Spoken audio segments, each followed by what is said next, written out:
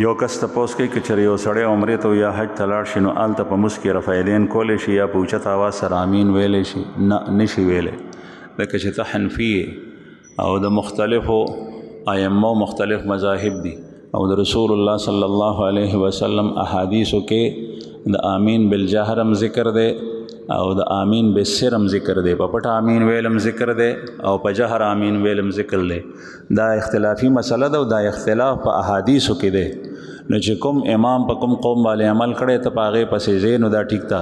که چېرې ته کله دا اختیار یې کله هغه نو دا د مجتهد فعل دی او ته مجتهد نه، غیر مجتهد چې داسې کوي نو دا په خپل نفس پسې تلل شو، خواهشاتو پسې، او په دین کې په خواهشاتو عمل نشي کولی. یو کس وایي چې نږدې رشته دار که چېرې بیمار وي نو ټول زکات هغه ته ورکولی شي.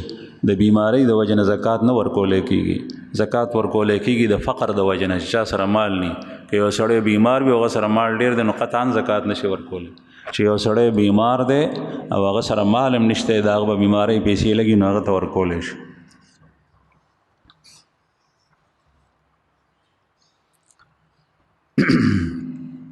یو کس تپوس کړی چې نفاس د نوم څه معنی ده؟ آیا دا نوم صحیح دی؟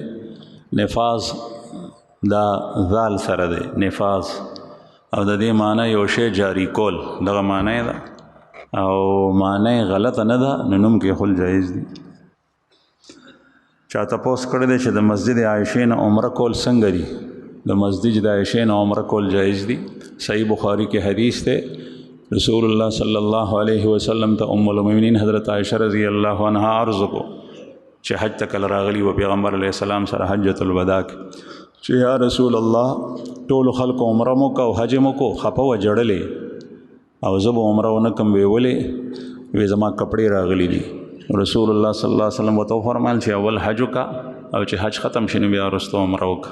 نو چې کله عمره کوله نو بیا د دې ورور عبدالرحمن بن ابي بکر د ابو بکر صدیق صاحب زوی عبدالرحمن رضی الله عنه هغه صحابي دی، هغه ته رسول الله صلی الله علیه وسلم په مینا کې وفرمایل چې دا خور دی بوزا او تنعیم ته بوزا آلته نه په عمره وکړه. نو ام المؤمنین یې تنعیم ته رور سره لاړه په اوښ باندې او آلته نه د عمرې احرام وتړلو.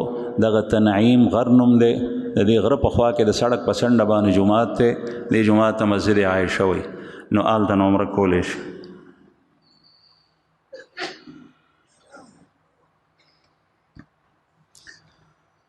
یو تپوس یې کړی دی چې که یو سړي قرض پیسې چاته ورکړي وي او هغه واپس نشي ورکولی نو دا په زکات کې څنګه حسابېږي؟ نو د دې دوه طریقې دي. یو داسې نشي کولی چې هغه ته ووایي چې زه زما تا پورې کومې پیسې دي هغه ما په زکات کې تا ته درکړي، ځکه چې هغه سره شته دی نه. نو د دې یو طریقه دا ده چې هغه ته ووایي چې ما ته خپلې پیسې راکړه، ته چا نه قرض راواخله، خیر دی ما ته یې راکړه او چې کله تا ته درکړي، مثلا ستا هغه سره 50,000 روپۍ وي، تا ته هغه د بل چا نه قرض راواغېښتی تا ته یې درکړي، اوس ته هغه ته ورکړه چې ها دا زکات کې قبول دی. یو طریقه دا ده. دویمه طریقه دا ده چې هغه ته د ابتدا نه 50,000 روپۍ ورکړي چې ها دا والا او دا قبول یې کړه، او چې کله یې والي بیا ورته وایي چې ما تا پورې کوم 50,000 روپۍ قرض وي هغه اوس راکړه، بیا دې هغه درکړي.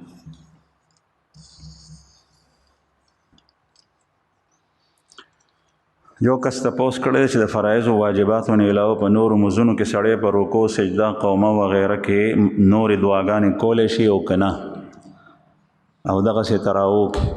نو په فرضو کې په واجبو کې نه دي کول پکار، او د دې نه علاوه په سنتو کې په نوافلو کې دا دعاګانې ویلی شي، خو ځان نه بلکې هغه دعاګانې چې کوم د رسول الله صلی الله علیه وسلم نه ثابتې دي چې هغې په رکوع کې دا ویلي دي او په سجده کې دا ویلي.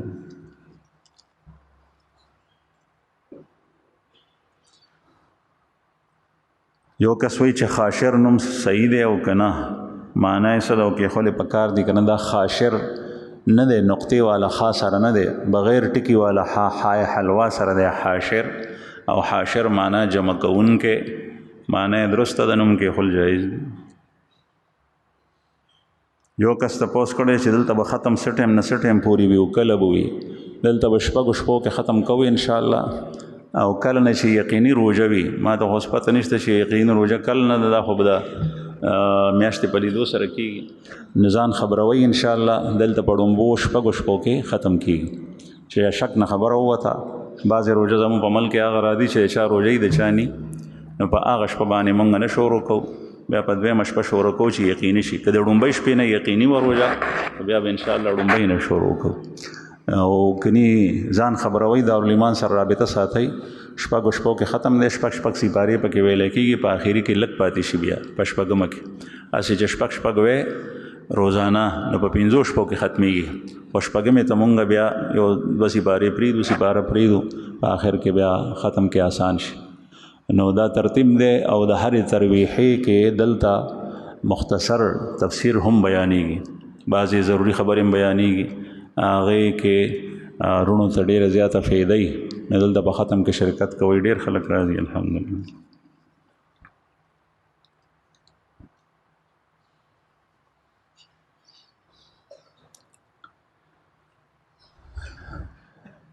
یو کس تپوس کړی دی چې د فی کس فطرانې مقدار څه دی؟ تقریبا په کم 2 کیلو غنم یا اوړه یا د هغې قیمت. نو قیمت خو ښکته پورته کېږي، زمونږ په ملک کې خو یو شی ټینګېږي نه. نو هغه وخت کې چې کله فطرانه په تا باندې واجب شه، بیا د دې قیمت راوباسه په کم 2 کیلو. یو کس تپوس کړی چې په رمضان کې د شپې کوروالی کول څنګه دي؟ بیبي سره شپې جایز دي. بل تپوس کړی دی چې فطرانه سرسایه د رمضان نه مخکې ورکولی شي او که نه، او ورکولی شي، لیکن واجبېږي د رمضان په شپه باندې، د اختر په شپه باندې. یو کس وایي چې د رمضان المبارک نه څومره مخکې روژه نیول نه دي پکار. یو مشک روژه نیول نه دي پکار، باقي نیوی شي.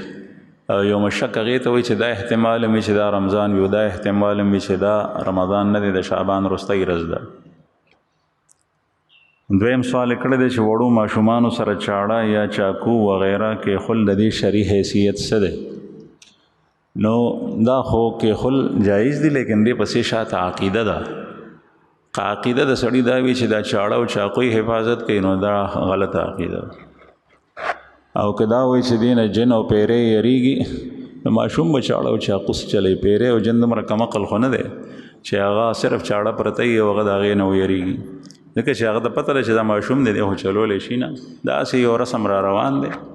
البته ماشوم آیت الکرسی قرآن پاک تلاوت د هغې په حفاظت کې ورکړه. آیت الکرسی د حفاظت لپاره زیاته مؤثر ده چې هغې په باندې چوف کې ودم کړي. یو کس تپوس کړی چې د روژې په حالت کې په پوزه کې سپری کول دا جایز دي او که نه؟ که چېرې دا دارو په حلق کې ښکته تیر شي، نو دې سره روژه ماتېږي، او که تیر نه شل، نو روژه ورسره نه ماتېږي. یو کس وایي چې په موبایل باندې د مړي تصویر اخیستل او د جنازې تصویر اخیستل څنګه دي؟ د جنازې تصویر په موبایل باندې اخیستل، دا جنازه عبادت دی، مونځ دی، د مړي دپاره دعا ده.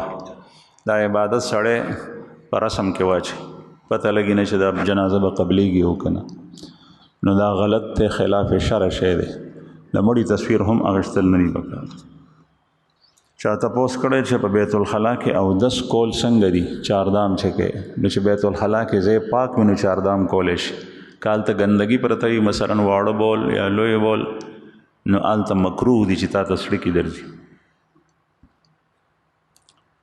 یو کس وایي چې نابالغ ماشوم چې کله نیک عمل کوي، نو د هغې ثواب چا ته رسیږي؟ چې کوم لوی مشر، مور یا پلار یا بل چا دا ماشوم د نیک عمل ته وړاندې کړی، نو هغه ته ثواب رسیږي، او د ده دپاره هم دا ذخیره کېږي د دې ماشوم دپاره. یو کس تپوس کړی چې زما د نوسۍ نوم مشعل دی، آیا دا نوم صحیح دی او که نه؟ مشعل نوم صحیح دی. مشعل ته ویلی کېږي. عموما دا نوم چې خلک کېږي، نو په پښتو کې کېږي مشعل بغیر د عین الف سره. نو نوم کېښول صحیح دی. که مشعل شي، نو دا د عربی شو. او مشعل ویلی کېږي چې کوم ځای کې شغله بلیږي. بل تپوس د پلاټ پاره کې کړی دی چې د دې زکات څنګه دی؟ نو چې د کوم کال پوره شوی دی، د هغې زکات خو فرض دی. چې کوم نه دی پوره شوی، د هغې در باندې لا فرض نه دی. یو کس تپوس کوي چې د اهل کتابو سره نکاح زمونږ په شریعت کې اوس جایز ده او که نه؟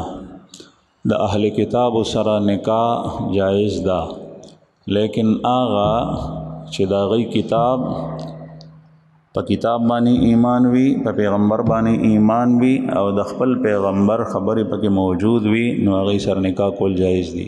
که چېرې ده ته د خپل مذهب په باره کې پته نه، یعنی عیسائی دی لیکن عیسی علیه السلام او د هغه د مذهب په باره کې ورته د سره پته نشته دی او دی د نورو کافرو په شان وخت تېروي او یهودي دی او د نورو کافرو په شان وخت تېروي، دا ښځه یهودڼه د عیسایانه ده، نو بیا دا د عامو کافرو په حکم کې دی، بیا ورسره نکاح کول نه دي جایز.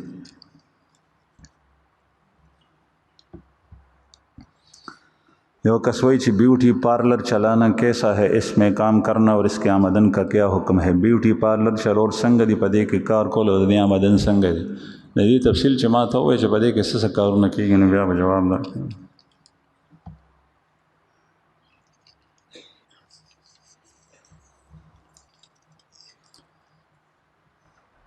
یو کس وایي چې د اهل بیت سره محبت ډیر کول پکار دی او که د نورو صحابه سره، او چې چا سره زیات وي نو د هغې اظهار په څه شکل کې وکړي؟ د ټولو صحابه سره محبت پکار دی د وجه د صحابیت نه. البته د هر چا خپل خپل درجې دي، څوک په چا باندې وړاندې دي، لکه خلفای اربعه خلفای راشدین په نورو صحابه مقدم دي افضلیت کې، دا اعتقاد ساتل پکار دی. او بیا په خلفای اربعو کې ابو بکر صدیق رضی الله عنه اول له، بیا ورپسې حضرت عمر رضی الله عنه دی. بیا دوه فرقې په امت کې تیرې شوي، چا علی سے په عثمان سے مقدم کړی دی او چا عثمان سے په علی سے مقدم کړی دی. عام اهل سنت دا سره روان دي چې عثمان رضی الله عنه مقدم دی په علی سے باندې، او دا په اسلافو کې دا عقیده را روانه ده. نو د افضلیت فرق ساتل پکار دی، البته محبت د ټولو سره پکار دی. بل که رسول الله صلی الله علیه وسلم د چا سره په یو خاص موقع باندې محبت کړی یا یو صحابي یو خاص داسې امر کړی چې د الله رسول ته خوشحال شوی، د هغې کار په وجه ستا په زړه کې هغه سره محبت زیات شي، نو ټیک ده. یو کس وایي چې زما د حضرت علی رضی الله عنه سره محبت ډېر دی، داسې بد عمل خو نه دی او کله کله مې په زړه کې وسوسې راځي. د حضرت علی کرم الله وجهه سره محبت ساتل پکار دی، لیکن که چېرې دا محبت ستا د نورو صحابو په درجه کې فرق راولي او ټیټی ورسره د هغه په مقابله کې، او د هغې په باره کې د په زړه کې یا په ژبه باندې یا په بدن باندې اظهار د هتک کېږي، نو دا د هلاکت دپاره بس ده. باقي محبت هغې سره کولی شي. یو کس وایي چې د دې حدیث مفهوم څه دی چې د فتنې په دور کې یو سنت ژوندی کړي نو د 100 شهیدانو ثواب ملاوي. دې سنت نه مراد د رسول الله صلی الله علیه وسلم لار ده، او د رسول الله صلی الله علیه وسلم لار ټول شریعت ته ویل کېږي، او په شریعت باندې عمل کول د فتنو په دور کې دا ډېر زیات ګران دي، ځکه چې د ټولو خلکو دشمني په سر اخلي. نو مراد یې دا دی، دا مراد نه دی چې یو سړی په ولاړه په ځای په ناسته اوبه وڅکي نو داسې شوه لکه 100 شهیدان، بیا خو به جهاد ته څوک نه ځي بلکې اوبه په ناستې باندې څکي، ځکه چې د 100 شهیدانو اجر دی. بل تپوس یې کړی چې په روژه کې افضل ذکر کوم دی؟ په روژه کې هر یو ذکر کول پکار دی، البته سبحان الله، الحمد لله، لا اله الا الله، الله اکبر چې فارغ وخت دی وی سره دا په کثرت سره. یو کس وایي چې سټرابري کھانا کیسا ہے، سټرابري خوړل لا څنګه دي؟ او بعضې خلک وایي چې په اردو کې دې ته زقوم وایي، او زقوم د جهنمیانو خوراک دی. آیا دا خبره صحیح ده؟ سټرابري د دې خوړل جایز دي، خو داسې میوه ده، الله پاک مې د ګناهګارۍ نه، خو زمونږ په ملک کې ښې ښې میوې دي، دا چې ته انګرېزانو زمونږ دې ملک ته راوستي، مخکې نه وه پخوا، بې خونده میوه ده. او د دې خلکو چې کوم شی خوښي نو مسلمانانو کې د هغې تشهیر په دې انداز باندې وکړي چې بیا مسلمان هر ځای کې وایي چې دا دې کې دا فایده ده، دې کې دا. زمونږ د ملک د افغانستان او د هندو پاک د بر صغیر په دې ملک چې کومې میوې دي دا د دنیا په نورو ملکونو کې نشته، او چې څنګه میوې ښکلي دي نو داسې د دې خاصیات هم ډېر زیات دي. دا سټرابري د بهر نه راغلي ده، خو دا میوه الله یې زرغونی، د دې بوټی هم الله پاک جوړ کړی دی، خوراک هم جایز دی، پابندي په باندې نشته، لیکن څه خاص خوند خو یې نشته. البته زقوم نه دی، دا زقوم بل شی دی، او هغه زقوم چې کوم جهنم کې دی هغه په دنیا کې نشته، لیکن دنیا کې یو بوټی دی چې هغې ته زقوم وایي، موږ ورته سپېړې وایو، او د هغې د پاڼې داسې چې په هغې کې ازغي وي، یو د پاڼې د پاسه بله پاڼه، بیا په سر کې زیړ ګل شي، په زیړ ګل کې غټ ګل وي، بیا په هغې سره هغه میوه شي، اول شنه وي او بیا سره شي، په هغې باندې هم دا نري نري ازغي وي. نو زمونږ په علاقو باندې دا څوک نه خوري، چې څوک یې خوري نو د دغې وجې نه چې دا د جهنم د دوزخیانو میوه د ماشوم او لوی ته نه ټول کرکه کوي. ما په کراچۍ کې سبق وی په بینوري ټاون کې د جمعې مونځ چې هلته وشي نو د جمعې مونځ سره بهر پوره بازار لګي، نو میوه هم پکې ډېره خرڅېږي. نو یو ځل زه د ګیټ نه راووتم، بهر مې وکتل نو یو سړی دی، دا ډېر وخت خبره ده، په ریړۍ باندې ورسره دا زقومان پراته. نو ما ته په اردو کې تپوس وکړو هغه وخت کې چې دا کیلو په څو ورکې، نو هغه ما ته وویل چې په 25 روپۍ کیلو هغه زمانه کې. بیا مې د هغه حلیې او مخ ته کتل نو ما ته ښکارېدو چې پښتون دی، ځکه چې د پښتنو نه علاوه دا مې یو بل ځای کې زیاته نشته، دلته کې ډېره وه، اوس دا ختمه شوي ده د سپریګانو سره. نو ما ورته په پښتو وویل چې د کوم ځای، وایي چې د صوابۍ یم. مې دا دې چېرته نه راوړي؟ وایي صوابۍ نه مې راوړي په کریټونو کې. نو ما ورته په 25 روپۍ کیلو خرڅې. نو به هر حال هغه په باندې خواري کړې وه، تکلیف یې پې کړی و، خو هلته خلکو ته اغېشتې او اواز به یې دا لګولو چې انارپلی انارپلی انارپلی ورته وي.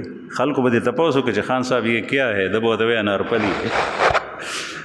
نو دې ته زقوم وایي زمونږ په عرف کې، لیکن دا هغه حقیقي زقوم نه دی، دا هم که څوک خوري نو خوړی شي، ځکه چې مضر نه دی، ضرر پکې نشته، نقصان پکې نشته.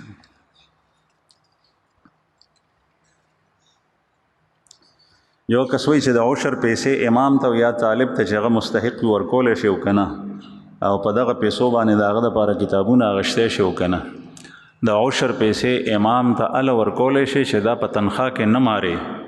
بعضې خلک امام ونیسي د مزد دپاره او ورته وایي چې مولانا صاحب مونږ به تا ته تنخواه دې نشته، البته سرصاحب هم درکو، سرمنې هم درته راټولو او زکات بم درکو، عشر بم درکو. په دې باندې امامتۍ دپاره نیول او هغه سره دا عقد کول، دا عقد فاسد دی، اجاره فاسده ده، ځکه چې په دې کې یو خو اجرت متعین نه دی، یو دا ده چې هغه شی په اجرت کې ته ورکولی نه شي، عشر په اجرت کې نه شي ورکولی. که چېرې داسې کوي چې د امام صاحب تنخواه جدا ده، 20,000 روپۍ د هغه مثلا د میاشتې تنخواه ده او د هغې نه علاوه عشر هم ته هغه ته ورکړې، ځکه چې غریب سړی دی، کار یې په دې تنخواه باندې نه کېږي، نو بیا جایز ده، په تنخواه کې ورته نه شي مارل. باقي کتابونو په ځای باندې نقد پیسې ورکول بهتر دي، ځکه چې کېدای شي هغه ته د بل څه ضرورت وي، کتابونه هغه سره وي. یو کس تپوس کړی چې بیت الخلا ته بغیر د ټوپۍ نه تلل دننه په بربنډ سر باندې سرتور سر باندې څنګه دي؟ نو جایز دي لیکن مکروه دي، خلاف ادب دی. ادب دا دی چې بیت الخلا ته ننوځې نو سر به دې پټ وي او په خپو کې به دې پیزار هم وي، خپې به خپې مزه او سرتور سره مزه.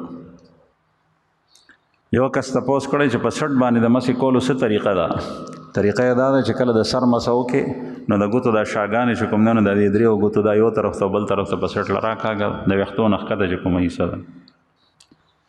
یو کس د مراقبې باره کې تپوس کړی دی، په دې سوال جواب باندې هر یو سړی نه پوهېږي، نو ځان ته تپوس وکړه. یو کس وایي چې زه مزدورکاره شاګرد یم، زما 3,000 روپۍ هفته ده، آیا په دې کې د الله په نوم څه ورکړم؟ نو د الله په نوم ورکولو کې ما نه څه دپاره تپوس کوي؟ ټول هم د الله په نوم ورکولی شي، که ستا زړه پې کېږي چې څومره ورکوې نو ورکولی شي. زکات فرض دی او که نه دا تپوس وکړه، نو په دې باندې زکات نه دی فرض که دا پیسې تا سره جمع کېږي نه او ستا په هفته کې خرج کېږي، لیکن ته د الله په نوم باندې ورکول غواړې نو ټول هم ورکولی شي.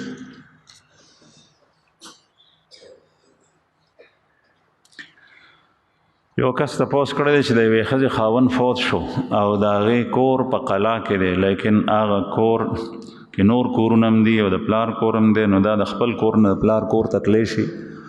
زنانه چې کله خاوند مړ شي نو 4 میاشتې 10 ورځې عدت به دا تېروي د خاوند په کور باندې چې په کوم کور کې د خاوند سره وخت تېرولو، که دا خپل کور و که د کرایې کور. البته دا اله د دې کور نه بل کور ته تللی شي د پلار کره چې کله دا کور غیر محفوظ دې ته خطره وه چې زه یوازې یم ما ته څوک نقصان را کولی شي، زما عزت محفوظ نه دی، زما مال محفوظ نه دی، زما بدن محفوظ نه دی، بیا دا تلی شي بغیر د دې نه.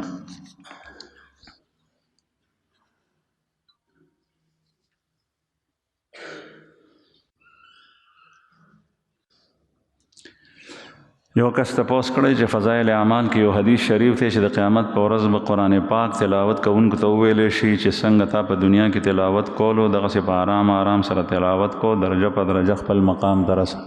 تپوس یې نه دی کړی، دغه خبره یې کړې ده، پته لګي نه چې دی څه تپوس کول غواړي.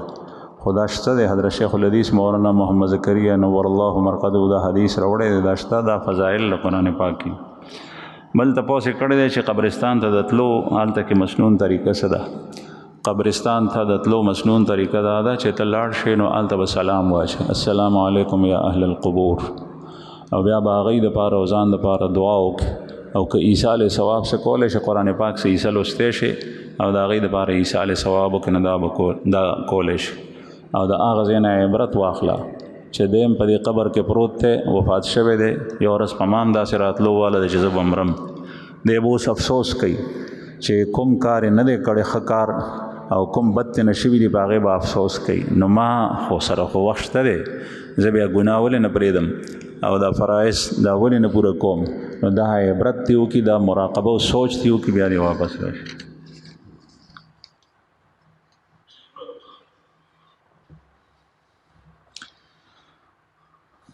چا تپوس کړی دی چې یو هلک دی هغه بالغ دی او د هغه یاداش مخکې ټیک و، لیکن اوس د هغه یاداش ټیک نه دی او په کټ باندې د هغه نه لوی بول او واړه بول هم ځي.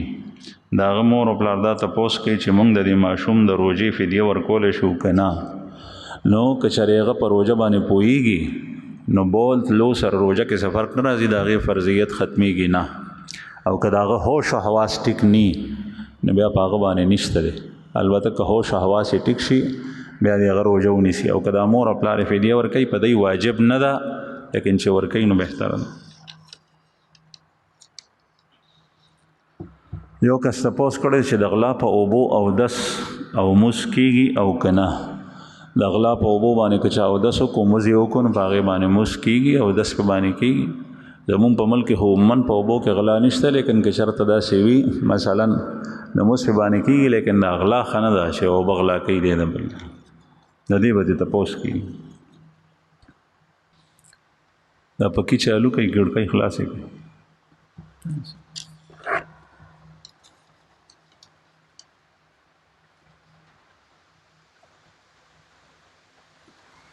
چا تپوس کړی دی چې نن سبا دا رواج جوړ شوی دی چې په رمضان کې د سحر مز د اذان پسې زر په تیاره کې جمع کېږي. آیا په دې کې کراهت خو نشته؟ نو د رمضان په میاشت کې د سحر مس پسې چې وخت داخل شي نو مس کول لا جایز دی. او د دې یو وجه دا ده زمونږ د احنافو په نږدې باندې د سحر مس تاخیر سره کول چې اسفار رڼا پیدا شي دا بهتر دی، یعنی تقریبا انور راختونه څه نیمه ګنټه مخکې کول پکار دی. په رمضان کې زر کولی شي اذان پسې. د هغې یو وجه خو دا ده چې کتابونو داسې لیکلي دي، زمونږ د فقې کتابونو کې دا مسله شته. دویمه دا چې په رمضان کې خلکو پیشمنۍ کړی، روژه یې نیولي، نو د اذان نه لږ مخکې پیشمنۍ ختم شي، بیا هغې پسې دومره موقع سړي ته په لاس ورشي په دې کې دی اودس تازه کړي او بیا چې جومات ته راشي نو فوراً جمع ولاړئ. نو که د هغې نه پس څوک سملي روژه دار دي نو بیا سملاستی شي. نو دا وختي ځکه کېږي، او چې کله مونځ په هماغه زوړ ترتیب باندې کېږي نو بعضې خلکو ته خوب ورځي، د پیشمني د پاسېدو اموختني هغه باندې خوب زور کړی نو دی اوده شي، د سحر مونځ ته لاړ شي. نو د قضا کولو نه دا بهتر ده چې په تیاره کې مونځ وشي. او بعضې احادیثو کې ذکر هم راځي نو د احنافو په نږدې دا دواړه صورتونه یو ځای شي. اسفار کې د مونځ کولو چې احادیث کې ذکر دی په هغې عمل وشو، او په غلس کې په تیاره کې د مونځ کولو چې ذکر دی په هغې عمل وشي.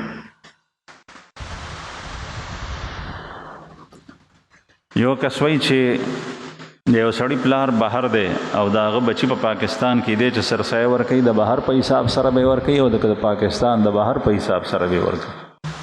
که دی په عربو کې نه ریالونو په حساب سره دی ور یو کس تپوس کړی دی چې د کور نه بهر که چېرې چا باندې غسل واجب شو نو هلته کې او غسل کول ناممکن وي نو څه حکم دی چې غسل کول ناممکن وي نو بیا تیمم دی وکړي او مونځ به نه قضا کوي او چې کله اوبه وي او ممکن شو نو بیا د اوبو سره غسل وکړي